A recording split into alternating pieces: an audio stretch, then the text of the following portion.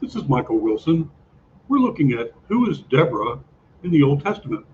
Let's do it. So, if you're curious about women of the Bible, you may have wondered who Deborah was and why she was so important. Well, Deborah was a remarkable woman who served as a prophetess, a judge, and a leader of Israel. Her story is told in Judges 4 and 5, where we learn about her courage, wisdom, and faith in God. Deborah was one of the few women in the Bible who was called a prophetess. This means that she heard God's voice and communicated his message to others. She was also a priestess who led worship services and preached to the people.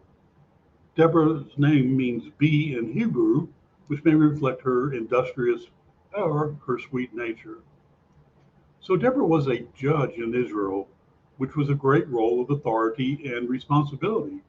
Judges were leaders who raised up by God to deliver his people from oppression and to administer justice before there were kings.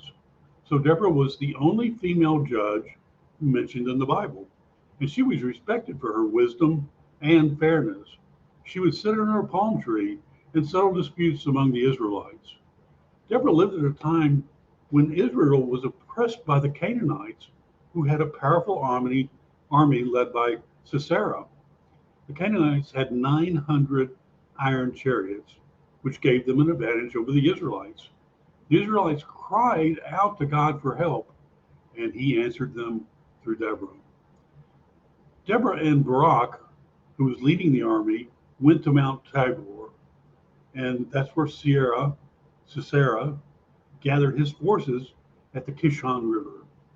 Deborah gave the signal to attack, saying, "Up, for this is the day in which Yahweh has delivered Sisera into your hand.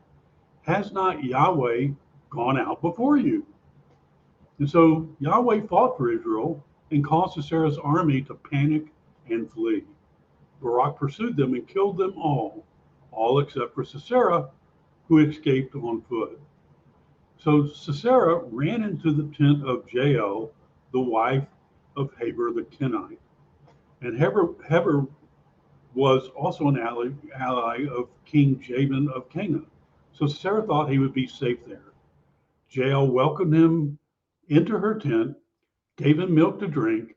She covered him with a blanket and let him sleep. But while he was sleeping, she took a tent peg,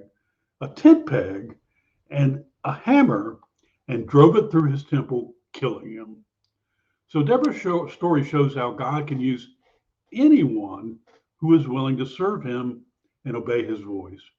Deborah was a woman of great faith, courage, wisdom, and leadership, and she inspired others to follow God and trust in his power. She was a blessing to her nation and a role model for all believers.